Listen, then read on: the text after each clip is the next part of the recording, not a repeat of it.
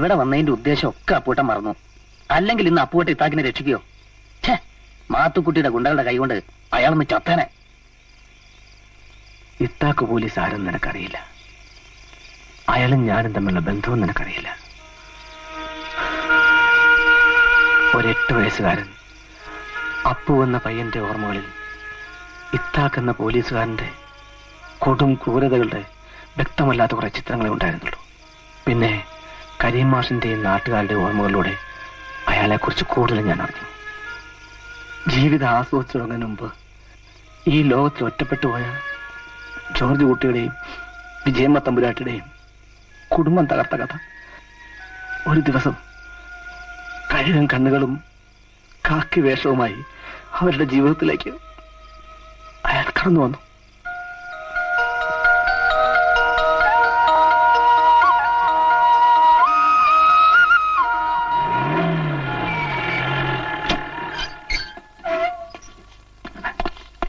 അമ്മ എന്തേ അപ്പു? അമ്മ കുളിക്കുക. സാർ, ആ വശത്തെ ജനാലർത്താ കയറിയത്. നിങ്ങളോട് പൂർവ്വവൈരാഗ്യമുള്ള വല്ല കള്ളന്മാരും കയറി സാർ, ഇതിലൊന്ന് ഒപ്പിട്ടെ.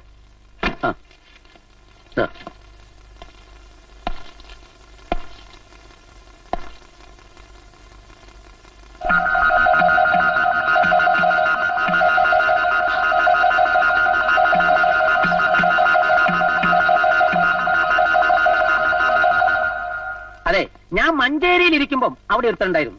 അവനെ കമ്പിദാസൻ എന്നാ വിളിക്കാറ്. നിങ്ങൾ ഈ വാതിൽ തുറന്നിട്ടോളൂ, അവനകത്ത് കയറില്ല. അവൻ കമ്പി അറുത്തേ അകത്ത് കയറും. ഓരോരോ രീതികളെ. പിന്നെ ലോക്കൽ കള്ളന്മാരാരെങ്കിലും ആണെങ്കിൽ താമസിയാതെ റേഡിയോ ഇവിടെ പൊങ്ങും. അതായത് ഈ വീടിന് എത്ര മുറികളാ? 4 മുറി ഒരു ചായപ്പും. ഒന്ന് കയറി നോക്കണം.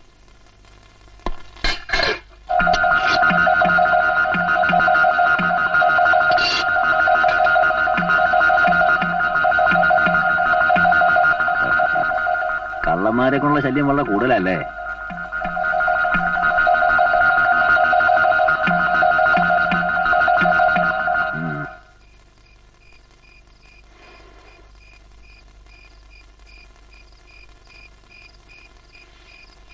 ഞാൻ ശ്രദ്ധിക്കാഞ്ഞിട്ടല്ല. പാതിരാപ്പക്കമായ ഉറങ്ങാണ്ടുള്ള കിടപ്പും ബീഡി വലി എന്താണെന്ന് ചോദിച്ചാ പിന്നെ ദേഷ്യമായി. ഒരു ദിവസം എത്രായിരം രൂപ ഉണ്ടാ സർക്കസ് കളി.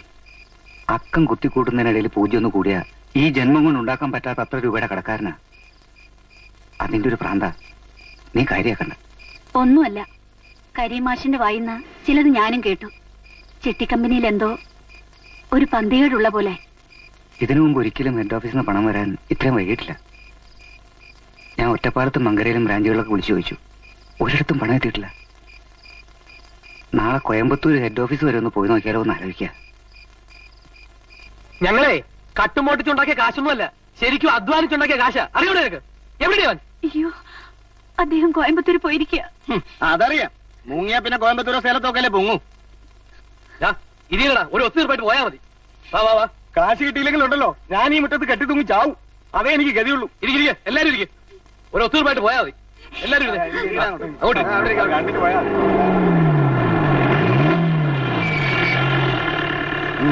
എന്താടാ എന്താടാ ഇവിടെ കിടന്നൊരു ബഹളം? ഞങ്ങൾ രക്തം വേർപ്പാക്കി ഉണ്ടാക്കിയ കാശും കൊണ്ടാ സാറേ മുങ്ങിയിരിക്കുന്നത്. രൂപ 4000 സാറേ ഞാൻ ചിട്ടിയിലടച്ചത്. ഒരാഴ്ച ഇന്ന് തരാം നാളെ തരാന്ന് പറഞ്ഞ് കളിപ്പിക്കുന്നു. അതൊക്കെ അന്വേഷിക്കാൻ ഞങ്ങളുണ്ട്. വെറുതെ ബഹളം ഉണ്ടാക്കരുത്. എന്തെങ്കിലും പരാതി ഉണ്ടെങ്കിൽ എഴുതി തരണം. നിന്റെ ഭർത്താവ് എവിടെ? കോയമ്പത്തൂർ വരെ പോകുമെന്ന് പറഞ്ഞിരുന്നു. വേഷം കെട്ട് എന്റെ അടുത്ത് വേണ്ട, തൂക്കിയെടുക്കാൻ ആത്താക്കും. നാട്ടുകാരുടെ കയ്യിൽ നിന്ന് പിരിച്ചെടുത്ത 4 ലക്ഷം രൂപയായിട്ടാ മുങ്ങിയിരിക്കുന്നേ. അറിയാമോ നിങ്ങൾക്ക്?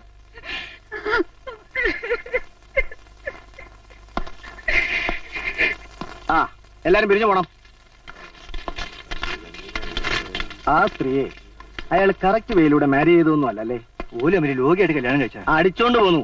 അതിനങ്ങനെ പറയേണ്ടത്. മാഷിനെ അവൻ മിസ്യൂസ് ചെയ്യുകയായിരുന്നു, അറിയാമോ? മാഷിന്റെ വീട്ടിൽ വാടകയ്ക്ക് താമസിക്കുന്നു എന്നുള്ള മേൽവിലാസത്തിലാ അവൻ ഇത്രയും ഡെപ്പോസിറ്റ് കളക്ട് ചെയ്തത്.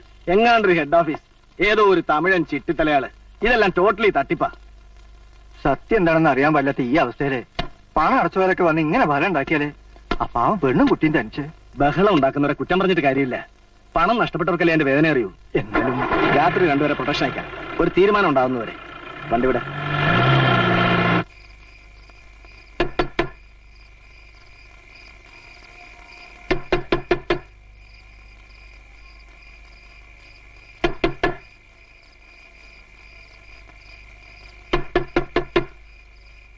ആരാ?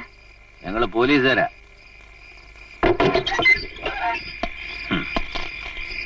പേടിച്ചു പോയില്ലേ? കാശടച്ചവന്മാര് വന്ന് ബഹളം ഉണ്ടാക്കുമെന്ന് കരുതി പാറാവിന് വന്നതാ. ഇതിലൊന്ന് ഒപ്പിട്ടേ. ഇവിടെ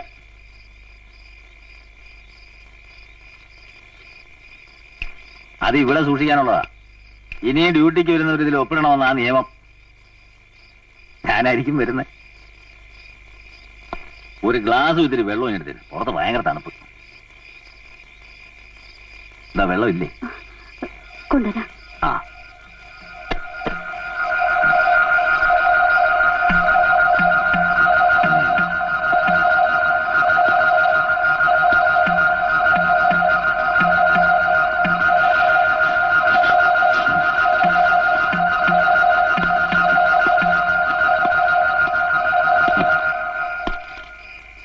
സത്യം പറഞ്ഞാൽ ജോർജ് ഇങ്ങനെ ചതിക്കും ഞങ്ങൾ ആരും കരുതിയില്ല. രൂപ 1-2 ആണോ?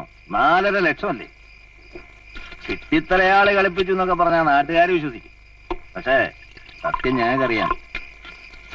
പാവം വിജയമ്മയുടെയും മോന്റെയും കാര്യം ആലോചിക്കുമ്പോഴാ. പേടിക്കണ്ട, ഞങ്ങളൊക്കെ ഇല്ലേ ഇവിടെ. നമ്മൾ തമ്മിൽ ആദ്യം കണ്ട രംഗം ഓർമ്മയുണ്ടോ? എന്റെ ഒരു ഭാഗ്യേ. കള്ളൻ ജനലർത്ത് കാണാൻ വന്ന ഞാൻ കണ്ട കാഴ്ച അത് മനസ്സിൽ നിന്ന് അങ്ങോട്ട് മായുന്നില്ല. വിജയമ്മ കഥകിന്റെ കുറ്റി അങ്ങോട്ടിട്ടേ. വല്ലാത്ത തണുപ്പ്.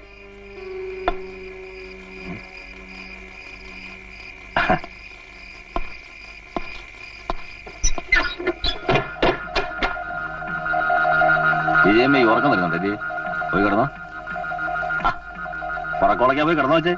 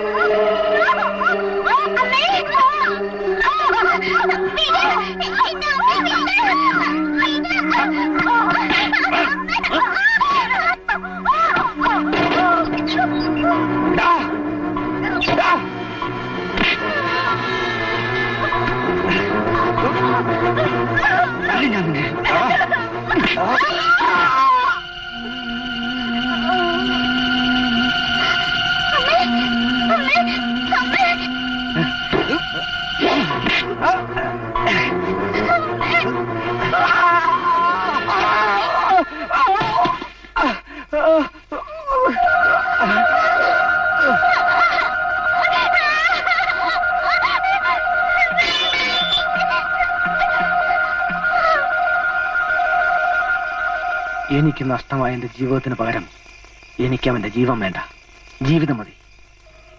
ഈ അടിവാരത്ത് അവൻ ഭ്രാന്തനെ പോലെ അലഞ്ഞു തിരിഞ്ഞു നടക്കണം.